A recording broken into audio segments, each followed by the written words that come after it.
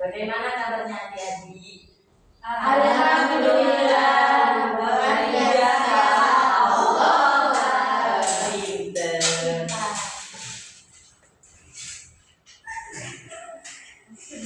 Sebelum kita memulai pelajaran, kita berdoa terlebih dahulu menurut keyakinan masing-masing. Berdoa dimulai.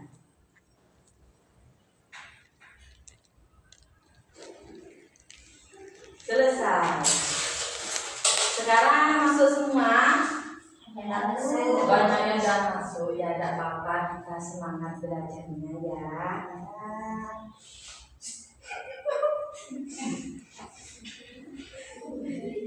Oh, sebelum kita mulai pembelajaran, kita memulai speaking terlebih dahulu.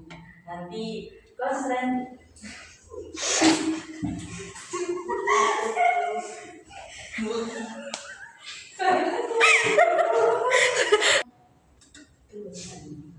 Cluenya itu nanti speakingnya buka tutup gitu ya. Tahu kan ya? Pasti sama kakak-kakak yang lain sudah pernah speaking ini ya. Yuk. 1, 2, 3. Buka tutup bertepuk tangan. Buka tutup tepuk tangan lagi. Digulung-gulung Lalakan senyum.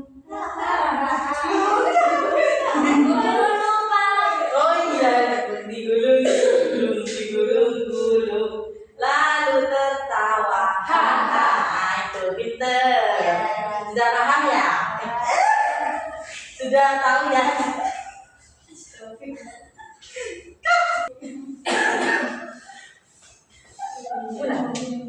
Nah, karena Bu Guru udah punya media proyektor, jadi medianya pakai ini ya. Kelihatan ya? Ini. Jadi ini Bu Guru Mbak.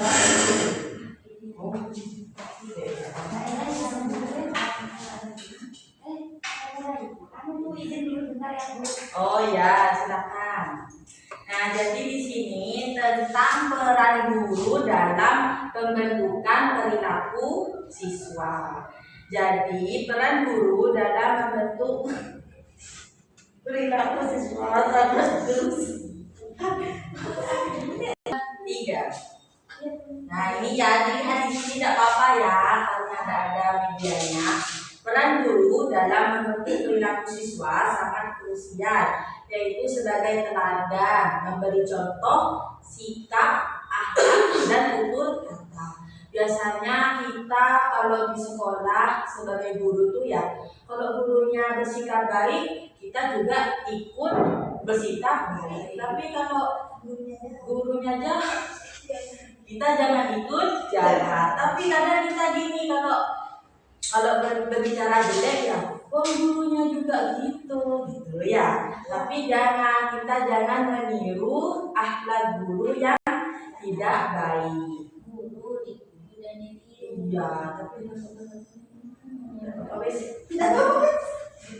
terus guru itu juga sebagai pembimbing, mengembangkan sosial, kedisiplinan dan tanggung jawab. Maksudnya itu guru itu membimbing siswanya.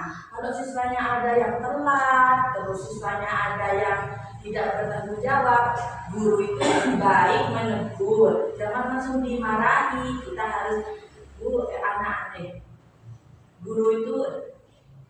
guru menegur kedisiplinannya anak-anak. Soalnya ada yang telat gitu ya, sama guru ditegur, kenapa kok telat, jangan sering telat ya gitu. Terus guru juga menjadi fasilitator, menanamkan nilai moral, toleransi, dan kemandirian. Melalui pendekatan holistik, tidak hanya transfer pengetahuan akademis, tetapi juga membentuk karakter kuat untuk menghadapi masa depan. Jadi tugasnya guru itu bukan hanya memberikan ilmu, terus ngajar, terus memberikan tugas, memberikan PR, tidak. Tapi guru juga memberikan wawasan, terus bimbingan, terus perilaku yang baik agar ditiru oleh siswanya. Jadi itu peran guru dalam membentuk perilaku siswa. Sudah. Terus peran utama guru dalam pembentukan perilaku siswa.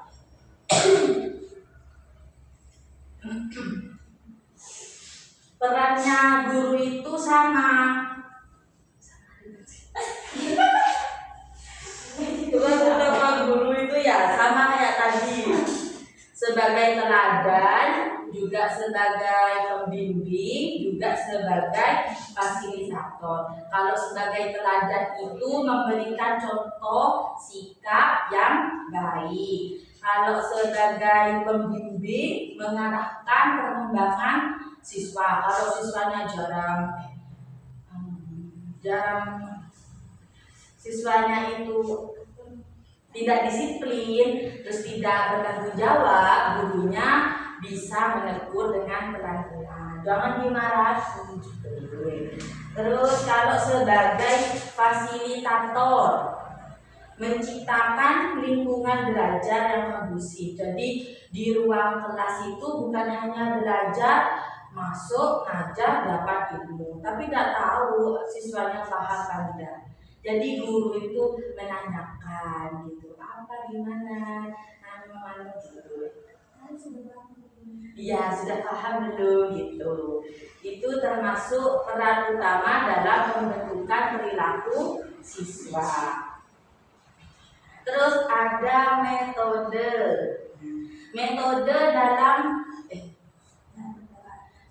dan pendekatan yang dilakukan guru. Jadi ada, kalau kita mau pendekatan ke siswa, mau mengajarkan tentang kedisiplinan, tentang tanggung jawab, itu bisa dengan cara mendidik karakternya itu gimana ya, anak itu gimana. Tapi terkadang ada guru itu tidak mesti tahu semua karakter siswa. Ya,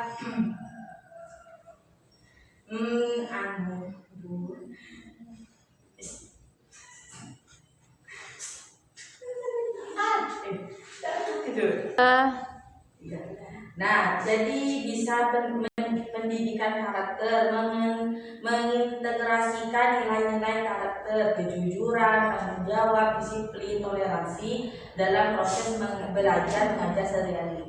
Jadi kalau mau melakukan metode atau pendekatan ya, setiap ngajar itu diceritain gini anak-anak. Kalau kita itu harus disiplin, kita harus tanggung jawab di masyarakat, di sekolah.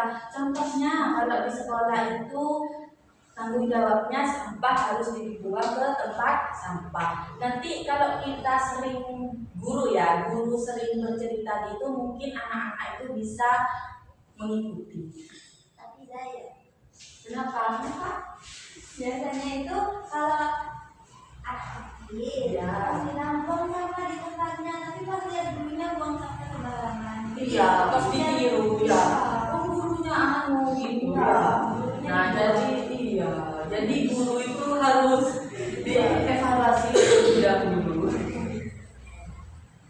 Nah, itu jadi jangan ya, kadang kita di depan siswa itu harus berperilaku baik. Kalau bilang aja terserah gurunya. Yang penting siswanya di depan siswa harus berperilaku baik dan memberikan contoh yang baik.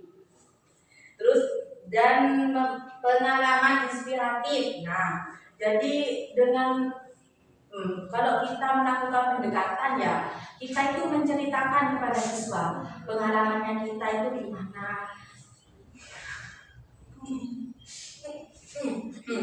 Pengalamannya kita itu gimana gitu ya. Ceritanya itu yang baik-baik. Sekiranya anak-anak itu terinspirasi dengan cerita kita. Biasanya kalau anak-anak dewasa ya, kayak tingkat SMP, SMA itu diceritakan, mereka biasanya bilang, ayo bu cerita cerita gitu. Keadaan yang kasih cerita yang baik, maksudnya inovasi sekiranya siswa itu meniru gitu, terinspirasi nanti siswanya. Terus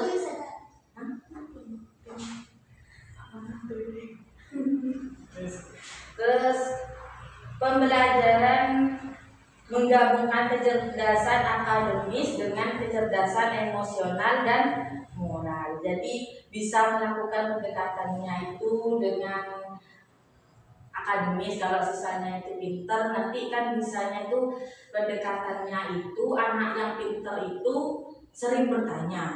Ya, kalau anaknya tidak pinter, kita yang harus mendekatkan dan kita yang bertanya kepada anak yang tidak pinter itu. Gitu. Nah, ada yang mau ditanyakan? Kesimpulannya dengan peran-peran ini guru tidak hanya mencetak siswa yang cerdas secara akademis, tapi juga individu yang berintegritas, bertanggung jawab dan siap menghadapi tantangan hidup. Mungkin ada yang mau bertanya? Ya, inti dari saya perannya guru dalam membentuk perilaku siswa itu bisa membimbing, bisa sebagai teladan, bisa sebagai fasilitator. Sudah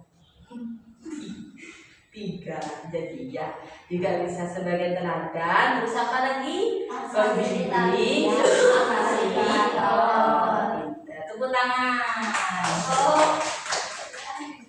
Sudah paham ya?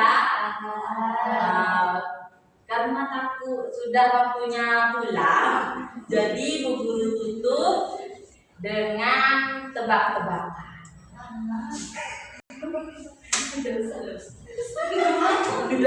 Karena itu sudah pulang, kita tutup